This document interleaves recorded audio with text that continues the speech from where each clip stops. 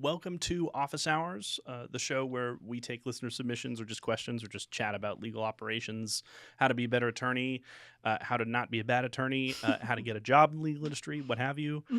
Before we get started, support from the podcast comes from Quimby Bar Prep. Whether you need to run through essay questions, multiple choice, MBE, they've got your back. Just go to quimby.com, and thank you so much for the podcast support. Additional podcast support comes from Hemet Law. Whether you need amazing attorneys or want to join a great team, go to hemetlaw.com/GWP. Anything else? And you'll have to talk to anyone else. Lindsey, how are you doing today? I'm doing great. We got some really interesting questions. I'm looking forward to hearing your thoughts on these today. Perfect. Let's jump right in and tell me what you've got. Beautiful. This first message came from a DM to John. Okay. They say, "Hey John, I am a 2L at the University of Washington heading into my first summer OCI. It seems that every year firms recruit earlier and earlier, leaving no room for those at the bottom of the pile to get access to good jobs and opportunities. What advice do you have about getting my CV to the front of the pile in an increasingly competitive landscape?" That is a fantastic question. I think it's so interesting that this came up because we just had an initial report that came out. The highest ranked schools, 56.8% of offers came before OCI, before on-campus interviews. So OCI or on-campus interviews, every school has them. They generally happen sometime in the spring or early summer, depending on which hiring cycle. But like spring is usually where most of them happen for the next coming fall's summer associateships, which are where you join a firm and intern with them, usually make a significant amount of money at the top firms. And if you're not making a lot of money, it's usually because you're at a smaller firm or because you're lower ranked in your school curve. My opinion is OCI is sort of like this double brinksmanship prisoner's dilemma. Every firm, including us, is looking at the other and competing over the top 20% of applicants in the rankings. And when that happens, the earlier you can get into that pool and pull out the best ones, the better. So over time, OCI or recruiting cycles are creeping earlier and earlier and earlier for next year. Right now, in March of 2025, we are recruiting not for this summer, but for 2026. June of 2026 is we are taking applications. We just opened our applications right now. Wow. We start recruiting in earnest no later than May, June, while our current crop of summers aren't even in the office yet. And that's happening more and more and more across the industry, and it only gets steeper and steeper and steeper of a curve the bigger the law firm. My advice, reach out to law firms directly. They love to hear from you directly. Find the 10 partners or recruiting managers at the firms you want to work with on LinkedIn and network directly. Do not rely on OCI or on your company's career services department. They'll help you. They offer great resources, but don't double down from them as like your plan A. Your plan A needs to be getting out there without waiting on any systems to help you. And if you think that this is a crazy system, I agree. It is. Yeah, absolutely. Wow. It's wild to me that y'all are already recruiting for summer 2026. But if that's how you got to do. Because if we don't, someone else will. Yeah, exactly. So that's why. And then you miss out on the best talent. And that's, it's the prisoner's dilemma. It's like everyone should cooperate, but everyone chooses to betray. Yeah. Because, the standard, like, it's a winner-take-all system. And in a winner-take-all system, you're going to have to move aggressively. And sadly, that means that law students are going to have to respond aggressively. And nothing really else is going to really hack it if your future is on the line, which it is, because chances are you are in a lot of debt or at minimum investing a lot of time in your education. So you should not leave that to chance. Beautiful. That's some really good advice. Yeah, I know. Be aggressive. Yeah. Love it. Are you ready for our next question here? Absolutely. Beautiful. This person says, "Hey, John, I am a solo family law practitioner working in rural Nebraska. Lately, I have been grappling with whether to charge for consults and my time assessing cases. I'm worried about missing out on potential business, but so many clients not serious about hiring clog up my calendar if I make my time free. So how can I find a way forwards?" I think that's a fantastic question. So there's multiple slices to the way you can look at this. So on one hand, you you can increase volume by charging nothing for your time, but you decrease the quality of your leads because you get people who are just coming in the door to just sort of tire kick and look around. Those people are bad. The only thing worse than getting no business is getting a bunch of people on your calendar who won't offer you business. So basically being very busy about nothing. And if you charge for your consults, it filters people out. Bad news to a lot of practitioners is then they're going to hear the word no. It's very scary to be told no a lot, but the no is the victory, right? You're preserving your time. Your time is in honesty your most valuable resource. If you're billing hourly, then it is also your only source of revenue, which is why those interests are competing and must be balanced against one another. My advice is not to charge for consults. What you want to do is you want to charge for consults and then make the consult fee refundable if you're hired. And then that surgically targets the people who won't commit up front, and it maintains access for the people who are hesitant and they want to feel better about giving you money. They want to think there's less risk in it for them. If they don't like you, you keep the money, or if they no-show, you keep the money. Either way, your calendar is preserved. That's what we do at Hemet Law. It's helped us. As far as I know, we're the only one in Washington, family law firm in Washington State to do it this way. It's preserved all of our time. And the way we got over our FOMO is we just put out the Hemet Trends Report actually today, March 14th. We surveyed 400 family law firms in the state of Washington. We secret shopped them, more specifically. And consults, only 20% of firms offer free consults. So part of the hesitation between offering free consults is everyone thinks that everyone else is offering free consults, and so they're just going to go to the guy down the street and hire them just because he wasn't charging. But the truth, at least here in our market, is that a lot more people are charging for their time than they think, all the way down to solo practitioners. The 20% of people who did not charge for consults tended to be tiny offices, which I think is very telling about the state of affairs. So what I'm trying to say is, don't be afraid to charge for your time. Respect yourself, respect your calendar, respect everything it stands for. I think it's very important. Beautiful. Yeah. Don't be afraid to charge for your time. I love it. Well, I think the math is different when you talk about personal injury. Yeah. Personal injury, anyone can hire you. They don't have to have money. But it's very easy to find it's very easy to find clients. It's very hard to find clients who can pay you. Right? That's the litmus test.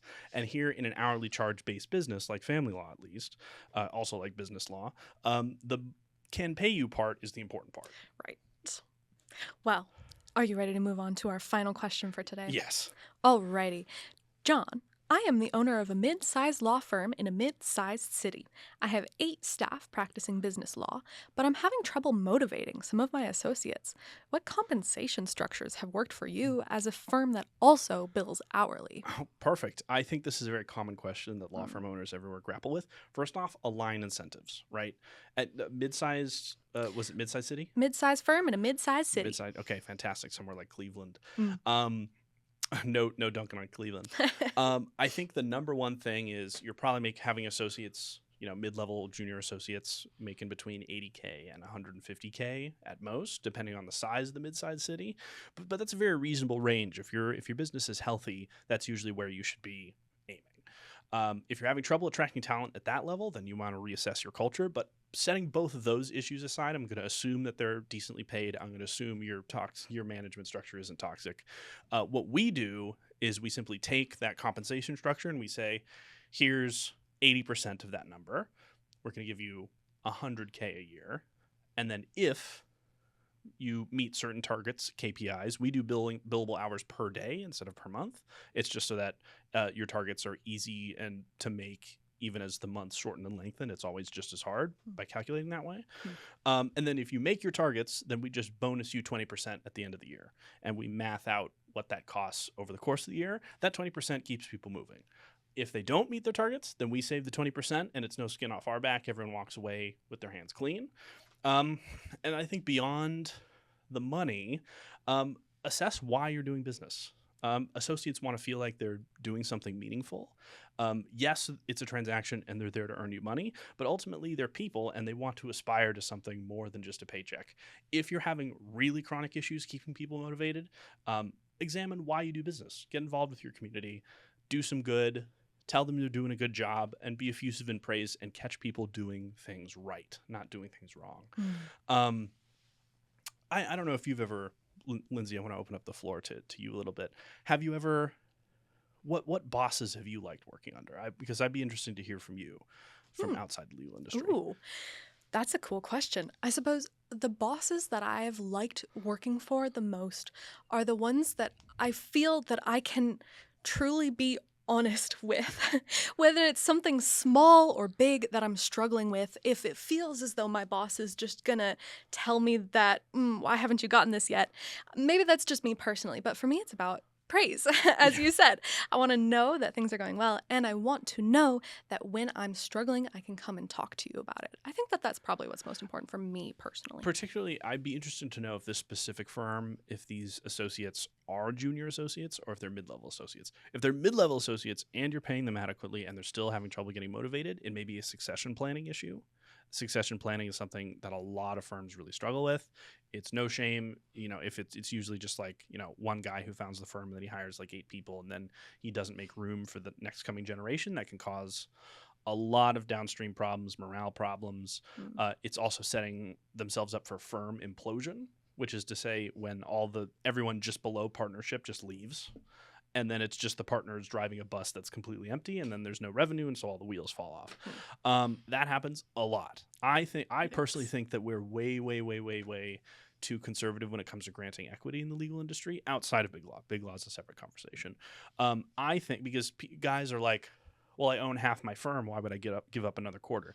Well, you should give up another quarter of your firm because your firm with another partner in it is your now quarter of the pie is worth more than half the pie when you owned all of it, right? For multiple reasons. One, there's higher earning potential, and two, there's more risk dissipation. So Mm. the equity partners bear the losses in addition to the gains. And so if you take a huge dive and there's 8 partners, that's going to be a lot easier to sustain and recover from than if there's 2. That's for sure. And I think a lot of people lose track of that, and so they hang on to all their equity with a death grip, and then they lose everything. And that really sucks for everyone involved, for the associates, for the equity partners, and it's usually a long, slow decline or a dramatic public wipeout. Either way, not a good look. Yeah, I imagine once you've got that power, it's really difficult to let go of, and you've got that control, and then all of a sudden, other people want to get in on it. Might be a little uncomfortable at first. I get that. Especially since it's a Ponzi scheme, everything's very triangle shaped. Right. And when you fight so hard to get to the top of the triangle, it can be very unrewarding to just let people up in a way that you didn't have the opportunity to, right? And for better or worse, that's a human instinct, but for better or worse, that's something that we really try and target and really try and do better for, at least at Hemet Law. We're growing so quickly. We actually are a little guilty of this. We don't have a specific succession plan yet, but it is something we are working on. And it's because only 2 years ago, there was only like 2 of us, and now there's like 20. We just haven't, it caught us by surprise, but it's something that's on our radar because we understand it's something very important. It's for continuity, for profit, for a variety of reasons, it's the right thing to do. Definitely. Oh, yeah. Well, thank you so much for those answers. And I think if I had to, I want to offer advice of the week. Advice of the week, manage upwards. Talk to your supervisors about what they are worried about, what they are thinking about. And then once they tell you exactly what they're spending, because, okay, let me back up a little bit. Every manager spends 90% of their time thinking about the same 7 things. I don't know what the 7 things are because it depends on the context and depends on the person. But they're really 90% of their brain is occupied by 7 things that they really care about. Find out what those 7 things are. Go to them if you can't figure it out for themselves and ask. And then whenever that stuff is coming up or you think they might be worrying about it, don't wait for them to come to you. Come to them and be like, hey, I noticed this is an issue. Here's the 7 things that I can do to address this. I don't know if this is the right move, but I think it is. Let me know if you have any input. And then 1 of 2 things will happen. Either they will correct you, but you have gone on record being proactive, and that will raise their trust in you over time. Or they won't say anything, and then you solve the problem and you look amazing at your next performance run. It's one of the fantastic things that lawyers have exposure to. Managing upwards is really easy to do in a litigation setting. So leverage that superpower. Beautiful. Well, Yeah. thank you so much. Yeah. Lindsey, anything else this week? We are all set on office hours except for my favorite segment. Oh, yes. Oh, yeah. So for this week, now that we're on LTBE in office hours, Lindsey takes the bar exam, where we have Lindsey take the bar exam, even though she has no legal experience. Yes. Lindsey, I am letting you choose your chosen topic for today's two questions. Oh, okay. This is new. So I'm going to give you a choice between torts, trust and estates, or secured transactions. Ooh. All right. Well, I don't know anything about tortugas or turtles, so I think we're going to go with the secure transactions. Secured transactions. Yes, please. Perfect. Secure transactions for 100. All right, for 100, so easy. All right, maybe 150. 150? Okay, so we'll do a A moderate. little bit of a challenge. Lindsey, are you ready for your Lindsey takes the bar exam question? I'm so ready. Okay, fantastic. A clothing retailer borrowed $35,000 from a bank to finance the expansion of its business. In the loan agreement, the retailer granted the bank a security interest in all of its inventory. The retailer signed the loan agreement and the bank advanced the loan funds on March 1st. The bank filed a financing statement indicating its interest in the retailer's inventory on March 10th. 2 months later, the retailer signed a contract with the manufacturer to purchase 10,000 polo shirts. The retailer planned to sell the shirts to its customers. The contract required the retailer to pay the manufacturer $50,000 for the shirts 6 months later. Until the retailer had paid the full purchase price, the manufacturer would retain title to the shirts. The manufacturer did not file a financing statement on the shirts. Which creditor has the superior interest in the polo shirts, the bank or the manufacturer? Ooh, interesting. Honestly, folks, I have no clue. What are my multiple choice answers, please? Answer A, the bank has the superior interest because its interest is perfected and the manufacturer's interest is unperfected. B, the bank has the superior interest because the manufacturer does not have a security interest in the polo shirts. C, the manufacturer has the superior interest because the manufacturer's interest is perfected and the bank's interest is unperfected. And D, the manufacturer has the superior interest because its interest perfected automatically upon attachment. Okay. And can you reread me the part of the question where it says the bank on March 10th also filed, what was that document called again, please? Oh, on March 10th? Yes. The financing statement indicating its interest in the retailer's inventory on March 10th. Okay, so the bank has a vested interest in the store's inventory, but the store hasn't paid for these shirts yet, right? Well, in the loan agreement, the retailer granted the bank a security interest in all of its inventory. Okay, all of its inventory. Yeah, retailer signed the loan agreement and the bank advanced the loan funds on March 1st. So basically, the loan was properly issued, is Okay. what the question is telling you. And tell me, has the retailer paid the merchant for the shirts? The contract required the retailer to pay the manufacturer $50,000 for the shirts 6 months later. 6 months later. All right, then I'm thinking it's the manufacturer who still has the vested interest in these clothes because they haven't paid, the store hasn't paid for the shirts, and so they wouldn't technically be the property of the store, and so they wouldn't be under the bank's purview. So, Keep in mind, oh yes, please. until the retailer had paid the full purchase price, the manufacturer would retain title to the shirts. Yeah, the shirts belong to the manufacturer. Okay, beautiful.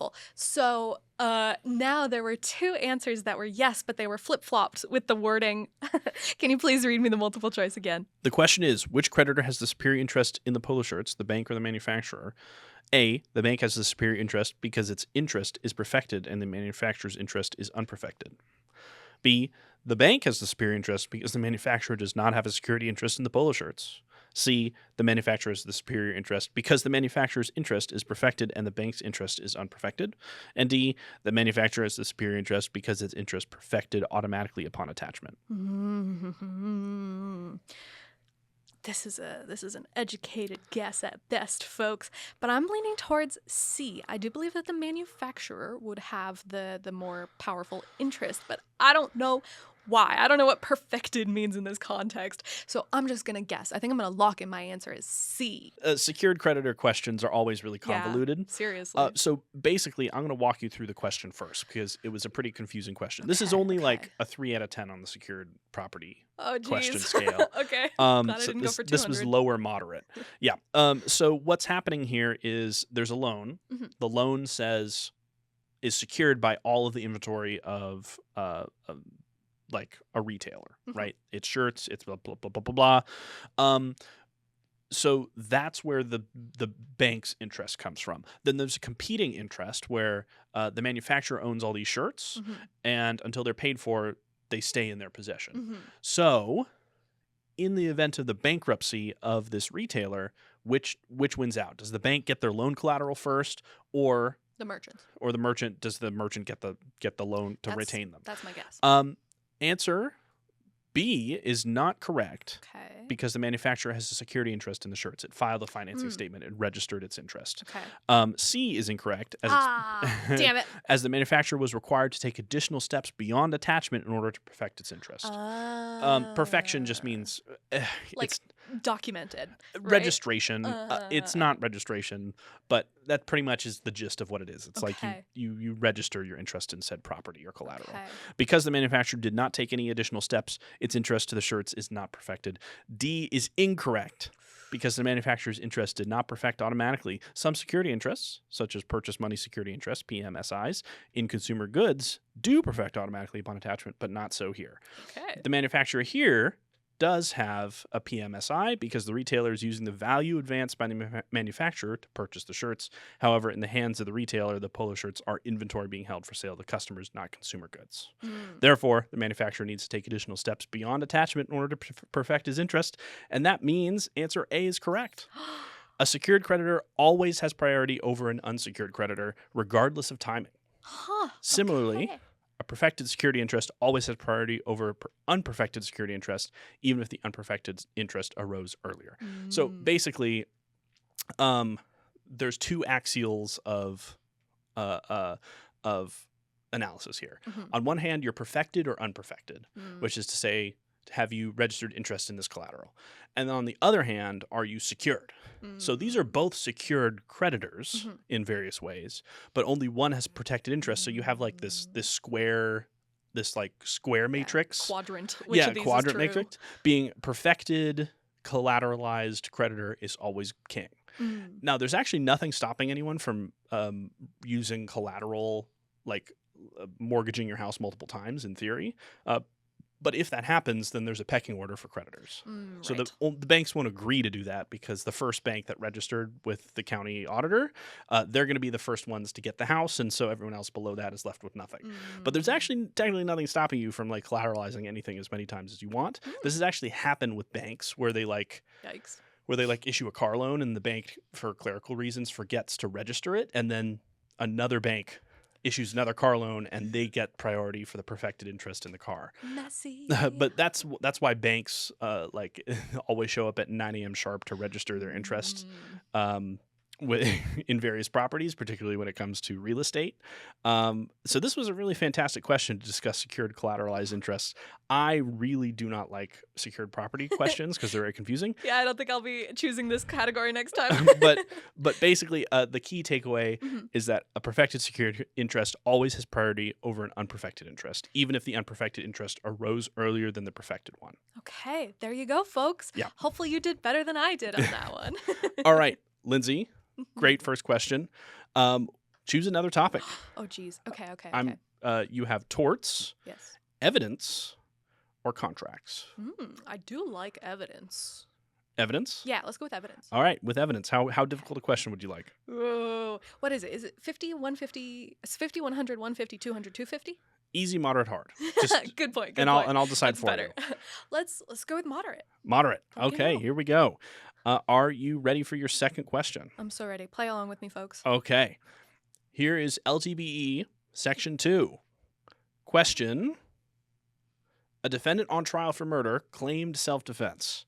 In order to prove that the victim had forced the defendant to act in self-defense, the defendant sought to introduce evidence that the victim had an aggressive character. To determine the defendant's self-defense claim, the sought to introduce evidence of the victim's character for peacefulness and the defendant's character for violence. What character evidence is admissible? Oh, okay. I don't know much about whether admissible criteria for evidence. So I'm excited to see what these answers are. A, evidence of the defendant's character for violence. B, evidence of the victim's character for peacefulness. C, evidence of the victim's character for violence. Or D, all of the character evidence sought to be introduced is admissible. All right. So my first thinking here is that this isn't about whether we're not. So I'm trying to work my way through my brain and my words at the same time. It would not be upon the court to look at whether or not the victim is violent or not, because that's not what this case is about. This case is about the perpetrator and whether or not they were violent beforehand. So I'm going to say that none of the evidence about the victim would be permitted. Can you read me the answers one more time, please? Yeah, of course. Thank you. A, evidence of the defendant's character for violence. B, evidence of the victim's character for peacefulness. C, evidence of the victim's character for violence. D, all of the evidence. A. I'm feeling strongly about A. Okay, let's perfect. see if I get this one. I'll spoil this and say only 4% of respondents answered A. Really? Yes, I have the percentages. Only 4%? Okay, that's not a good sign. That is the lowest of the 4. A is incorrect. Damn it! B and C are all incorrect. I'm going to eliminate all of them together. They're incomplete. So the key takeaway for why D, all evidence, is admissible. Now, character evidence is generally not admissible to show that a person acted in conformity with that character. But in a criminal case, a defendant may introduce pertinent character evidence, which they can rebut. And in a homicide case, they may introduce evidence of the victim's peaceful character if the defendant claims self-defense. So basically, the onus is on the defendant to introduce it first. But once they introduce character evidence, it opens the door. I see. So that's why you never hear the government, at least initially, or at least if you pay attention to criminals, you never hear them talking about their character and how, they pick flowers or they kick puppies. Right. Unless the defendant raises it first. And then once the defendant raises it, that's when the government can come in with their own character witnesses. So option D is correct. Character evidence is generally not admissible to show that a person acted in conformity with the character evidence because of the potential that a jury would make improper inferences from the evidence. See Federal Rules of Evidence 404A, B1. In a criminal case, however, character evidence may be admissible if the character trait is pertinent to the trial and the defendant places it in issue first. Therefore, a defendant in a criminal trial may introduce evidence of the defendant's own character if it is a type that is pertinent to the defendant's charges. Yeah, and all of this is pertinent. Yeah, exactly. Because especially in self-defense. Yeah, that's for sure. If he was known to be a deranged moron, then who knows? Yeah, absolutely. But Lindsey, sadly, you also answered your prior answer to the last LTB was only 3% of respondents. Ouch. picked your last guess. Well, hey, at least the people who are actually taking the bar are doing much better than I am. That I'm happy for. The correct answer, D here, was picked by 63% of respondents. Okay, The next most likely but incorrect answer was B. 27% of students answered evidence of the victim's character for peacefulness. And the reason they answered that is they were tricked. They remembered that only the defendant can raise these issues, but they forgot the criminal trial exceptions that were in play here, particularly with the self-defense charges. Wow. So that is another week of LTBE sponsored by Quimby. Quimby, thank you much for the support for the podcast. Thank you. We get all of our questions from their amazing bar prep question bank, MBE, MPRE. They also have general study aids, case briefs, courses, whatever you need. So please go check them out, quimby.com, and we will see you guys again soon for our next main segment. Thank you so much for listening. Bye.